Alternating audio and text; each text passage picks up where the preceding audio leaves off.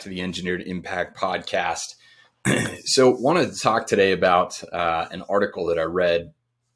It had to do with why Americans don't save money. And he kind of goes through a little bit of history of, post World War II, the savings rate was like 10% on average. Most people were saving 10% of their income. And then it got to the point before the Great Recession where it was almost zero. People saved almost nothing. And then it kind of fluctuated since the Great Recession. But when COVID hit at the beginning of this year, it temporarily jumped up to almost 30%. People were paying down their credit cards like crazy. I think we've talked about that before on the podcast. And now it's kind of declining again. And he made some interesting observations about why people probably don't save. He had 4 points in particular. The first was inflation, right? We all know that the more money there is in circulation, the more likelihood there is that prices will go up. And when that happens, essentially what's happening is prices aren't going up. Your money is becoming more worthless, right? And so people are kind of inclined to one, spend money now while it's worth more. But the other problem is life is getting more expensive every single year. And so because wages are not rising with prices, people are kind of obligated to spend more and more of their income just to make ends meet, which doesn't leave as much left over to save, right?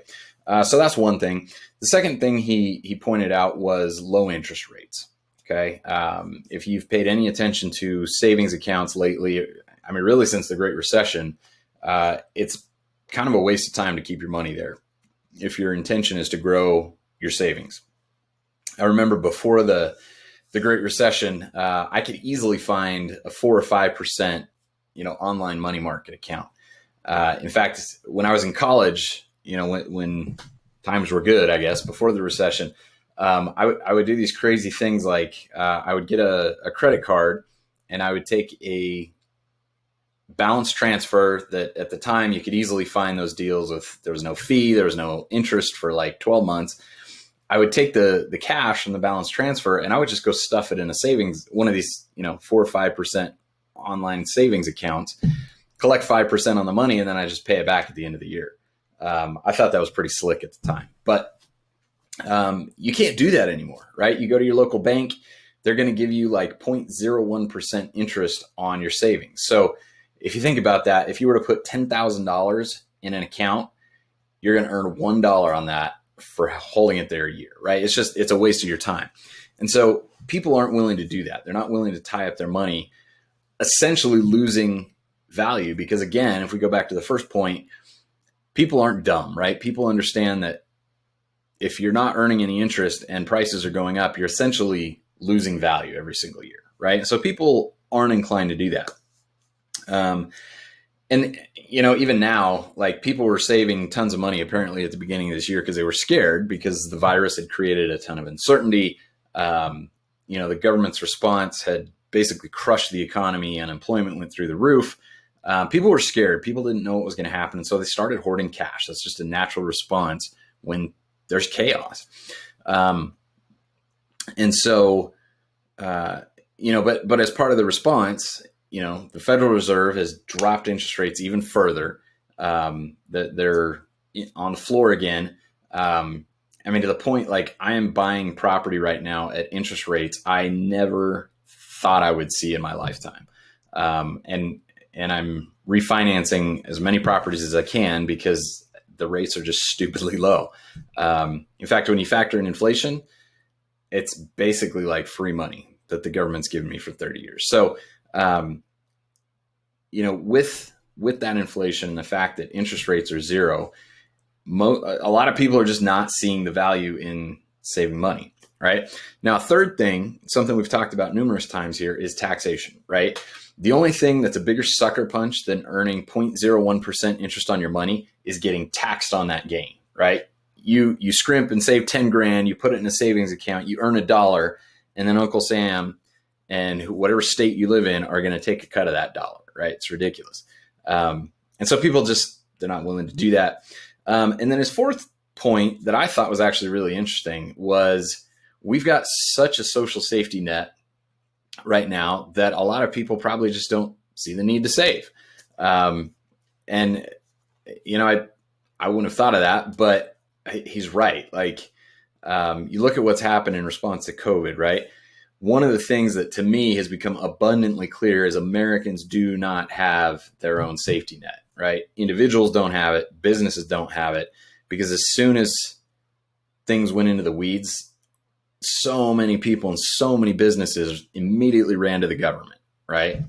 I was actually I'm reading a book right now where he was talking about this same thing yesterday. There's like 100 welfare programs or entitlement programs, social safety net programs that the federal government has, which I thought I was blown away by that number. But it's true, when we've been so conditioned to think that the government is the answer to all of our problems, that for a lot of people, they probably don't see the need to save money because they figure the government's going to bail them out, right? Whether it's through unemployment or disability insurance, or, plussing up people's unemployment by an extra $600 a week. That was one of the stipulations of the CARES Act earlier this year. And something that worked for the 3 months or something like that, until it expired in July, and that got cut off. And now people are hurting, right? Because that's like $30K a year, right? People got used to that. That right there to me shows the folly in banking on the government to take care of you when things go into the weeds, because you didn't take the time to set aside your own reserves. But I think this guy's probably right. I think that mindset that the government owes you something when things go into the weeds, and that they will take care of you, regardless of what the data says, that they may or may not do that, is probably a reason people don't worry too much about setting money aside, right? And even not just individuals, but like big businesses, right? If you look at the airlines and what they did, and it wasn't just the airlines, but tons of businesses did this, right? 2008, economy is on the verge of collapse. Everybody sees the government bailing out the banks that got us into this mess. They're bailing out the automakers that had horrible business models. They're bailing out everybody, right? And so in the wake of the Great Recession, government is just pumping money into the economy, right? The Federal Reserve is printing money. The Federal Reserve is holding interest rates at near zero for years. And so what happened is companies could borrow money at essentially nothing, and then turn around and pay their investors dividends with that, or they could buy back their own stock with that. But what they didn't do is set up a reserve fund. And so, when things fell apart, when COVID hit, everybody lost their revenues. A lot of those companies didn't have their own safety net. They didn't have their own reserves. So, they were right. They gambled that the government would bail them out. And sure enough, the government came along and dumped $3 trillion on the economy. Federal Reserves dumped like another $3 trillion into the financial markets, trying to keep things liquid and afloat. And so far that gamble worked out, right? Now, who knows how long it's going to last? That's not my point today. The point I really wanted to make today is, so this guy brings up some really good reasons why people don't feel the need to save, don't feel like they can save, right? So again, real quick, that was inflation's eating away at the value of their savings, which either makes them want to spend their money today or is forcing them to spend their money today just to try and keep afloat. 2, low interest rates. A lot of people think it's not worth saving. Number 3 is what little gain you do get in a savings account is going to get taxed. And then number 4 is a lot of people, he's saying, are probably just banking on the fact that the government's going to take care of you anyway, right? So, one of the things that drives me crazy about people is most people see a roadblock and then they stop, right? So, a lot of Americans apparently see this, think, gosh, it's not worth it to save. And so they just don't. They go out and they spend their money, right? One of the things I love about engineers, one of the reasons that I wanted to make this podcast primarily for engineers, is because we don't do that, right? We don't see a problem, run into a roadblock and go, meh, can't solve it, right? We are some of the most stubborn people in the world. So we like to find solutions, right? Everybody knows deep down that saving is a good thing, right? There can be no production, there can be no advancement, there can be no growth, there can be no progress unless somebody is saving money, right?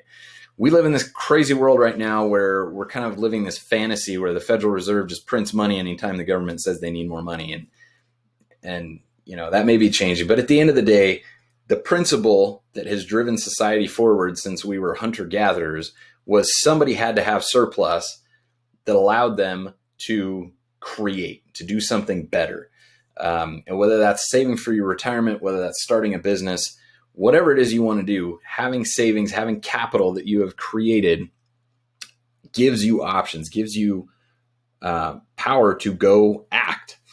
So what's the better solution, right? Because this dude is right on, right? You put money in most savings vehicles today and inflation's going to eat you alive. The interest rates that you get are embarrassing. Your gains are going to get taxed to make them even less worthwhile. And I'm not even going to talk about the fourth one because I don't think most engineers fall into that category of just wanting the government to take care of them. Okay. So the answer isn't not to save. The answer is let's go find a better vehicle, right?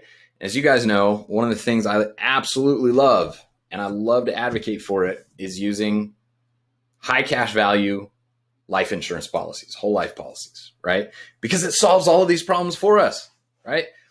The interest rates that you earn keep pace with inflation. They're going to adjust with inflation because the rates that the insurance companies can earn adjust with inflation, right?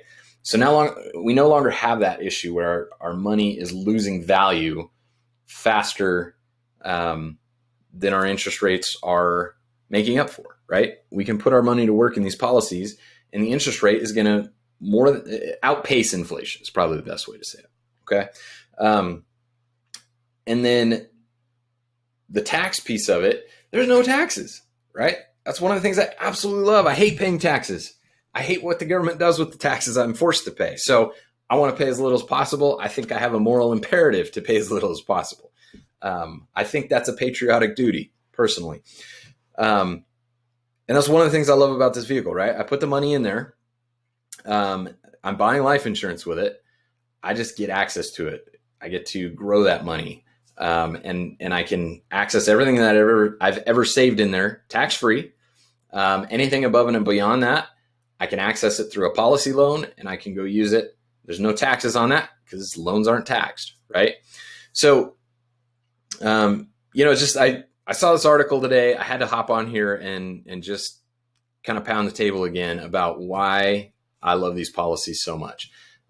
Next week, I'm getting ready to re-up one of my policies and I'm so excited. I'm actively working this week to try and figure out how I can scrape some extra cash together to max it out for the year.